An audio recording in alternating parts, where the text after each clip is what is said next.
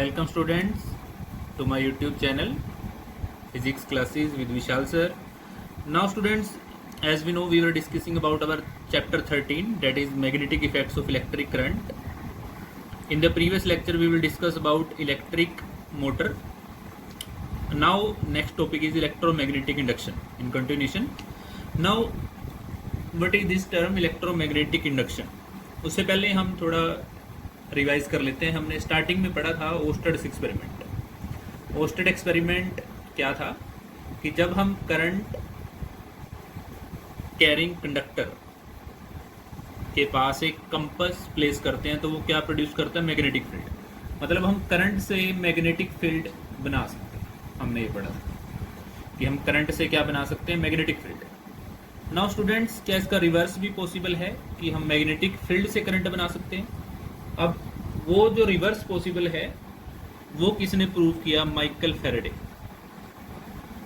Michael Faraday was the scientist that began to work on this problem in 1825। उसने इस problem पे काम करना स्टार्ट किया and in 1831 after approximately 6 years he proved that the magnetic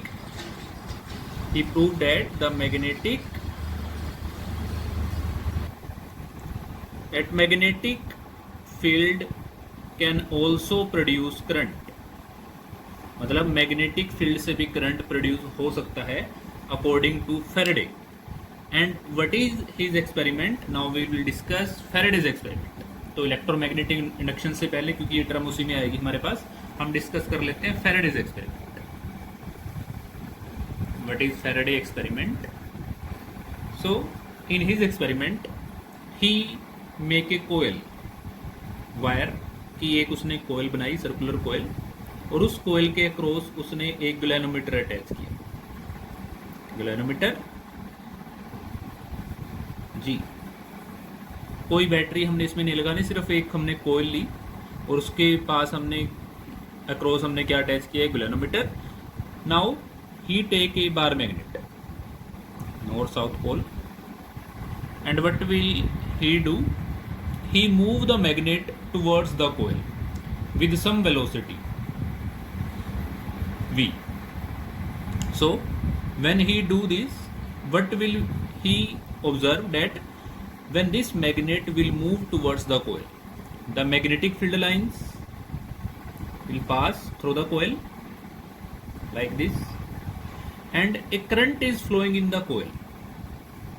और अपने आप ही उस कोयल के अंदर एक करंट फ्लो होने लग जाता है। Suppose the deflection of galvanometer is towards left side. Galvanometer ने डिफ्लेक्शन कैसे शो की? Left side. कब की शो? जब एक मैग्नेट मूव हमने टुवर्ड्स द कोयल किया। तो इसके अंदर जो करंट प्रोड्यूस हुआ अपने आप, उसको उसने नाम दिया induce current, induced current. Now अब उसने क्या देखा? एक सेकंड केस में उसने सेम कोयल और एक गैल्वेनोमीटर और एक मैग्नेट। अब उसने क्या कहा कि जो मैग्नेट है, now he move the magnet away from the coil, so the magnetic field line decreases. जो पहले ज्यादा पास करती थी वो कम पास कर रही है। Now the galvanometer will show the opposite direction of current, either when he show in figure 1 the deflection is towards left side, now the deflection is towards right side, because he changed the direction of magnet. So in both the cases the current will induce, but the direction of current is reverse। तो हमने क्या देखा कि दोनों cases में induce current बना है पर उसकी डायरेक्शन अलग है। नाउ इन थर्ड केस उसने क्या किया? दोबारा से एक कोयल कंसिडर की,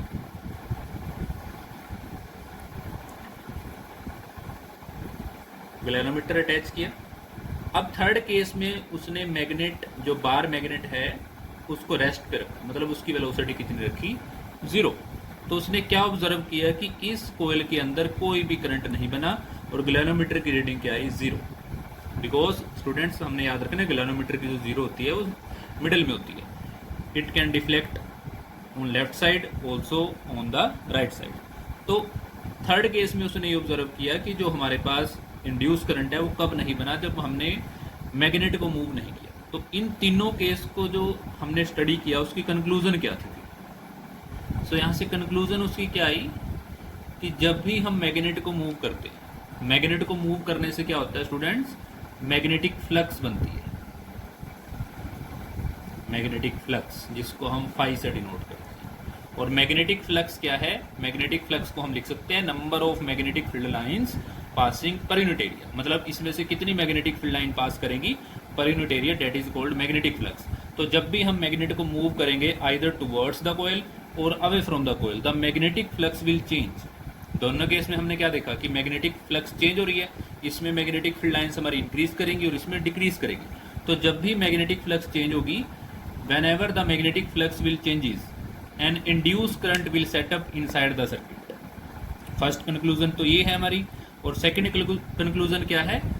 when the magnetic flux does not change, either in this case, इस केस में कोई मैग्नेटिक फ्लक्स चेंज नहीं हुई, तो इसमें क्या हुआ हमारे पास, रीडिंग कितनी आएगी इंड्यूस करंट की? 0। So whenever the magnetic flux does not change, the induced current equal to 0। तो ये हमारी ऑब्जर्वेशन आई अकॉर्डिंग टू फेरेडेज एक्सपेरिमेंट। तो हमने इनमें क्या देखा कि हम इंड्यूस करंट को कैसे प्रोड्यूस कर सकते हैं। तो इंड्यूस करंट प्रोड्यूस करने के लिए उसने अलग अलग मेथड बताए। अब इन तीनों केसेस में हम ऐसे भी कर सकते हैं, जैसे हमने फर्स्ट केस देखा जो, इसमें हमने क्या लिया, मैग्नेट को मूव किया। हम ये भी कर सकते हैं, मैग्नेट को रेस्ट पे रख सकते हैं और कोयल को मूव कर सकते हैं, तब भी सेम केस आएगा। अगर हम कोयल को टूवर्ड्स द मैग्नेट लेके जाएंगे तो suppose the reading is towards left side, and if we take the coil away from the magnet then the reading is towards right. मतलब दोनों में से किसी एक का मूव होना जरूरी है, क्योंकि हमने मैग्नेटिक फ्लक्स को चेंज करना है, और जब मैग्नेटिक फ्लक्स चेंज होगी तब हमारे पास क्या बनता है, इंड्यूस करंट। तो यहाँ से स्टूडेंट्स हमारे पास क्या है, हमने चीज क्लियर हुई हमें कि हमारे पास जो इंड्यूस करंट है, हमारे पास एक टर्म आई इंड्यूस्ड करंट है, वो कब बनता है, जब मैग्नेटिक फ्लक्स चेंज होता है। एंड दिस इंड्यूस करंट किस पे डिपेंड करेगा, it depends on the rate of change of magnetic flux. मतलब जितनी ज्यादा मैग्नेटिक फ्लक्स चेंज होगी उतना ही हमारे पास क्या बनेगा, इंड्यूस करंट बनेगा। और यहीं से हमारे पास अब क्या आएगी, इलेक्ट्रोमैग्नेटिक इंडक्शन की डेफिनेशन आएगी। इलेक्ट्रोमैग्नेटिक इंडक्शन क्या होती है? नाउ इलेक्ट्रोमैग्नेटिक इंडक्शन को हम क्या कहेंगे, the phenomena of generation of current, generation of electric current in the circuit from magnetic effect. मतलब किसी भी सर्किट में अगर हमने करंट जनरेट करना है, किसकी हेल्प से, from magnetic effect. Either magnetic effect कैसे होगा, by changing the magnetic flux, by changing the magnetic flux link with the circuit, link with it. So ये जो फिनोमेना हमारे पास है, इस फिनोमेना को हम क्या कहते हैं, इलेक्ट्रोमैग्नेटिक इंडक्शन। शॉर्ट में हम इसको EMI भी लिख सकते हैं। तो इलेक्ट्रोमैग्नेटिक इंडक्शन हमारे पास क्या है, phenomena of generation of electric current whenever the magnetic flux will change in the circuit. Now अब इस इंड्यूस करंट की डायरेक्शन हमें कैसे पता चलेगी, उसके लिए भी एक रूल है। डायरेक्शन ऑफ इंड्यूस करंट निकालने के लिए,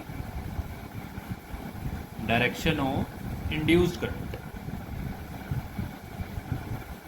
डायरेक्शन ऑफ इंड्यूस करंट निकालने के लिए हमारे पास, जैसे हमने एक लास्ट लेक्चर में पढ़ा था, फ्लेमिंग लेफ्ट हैंड रूल, अब उसका रिवर्स है, फ्लेमिंग राइट हैंड रूल।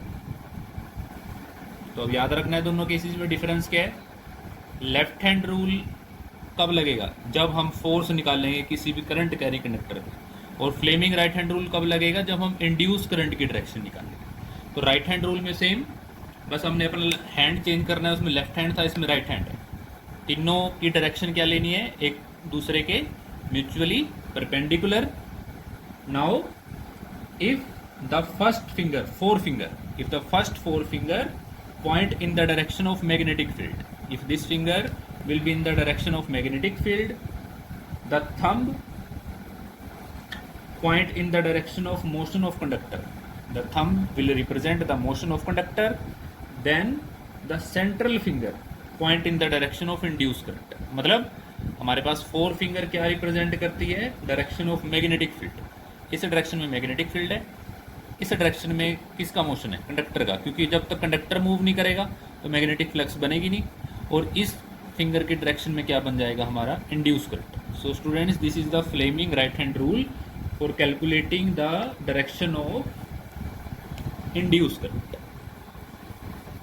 सो स्टूडेंट्स, आज के लिए हम इतने डिस्कस करेंगे. इससे नेक्स्ट लेक्चर में हम डिस्कस करेंगे इलेक्ट्रिक जनरेटर, जो एक प्रिंसिपल होगा जिसका Fleming right hand rule. Thank you.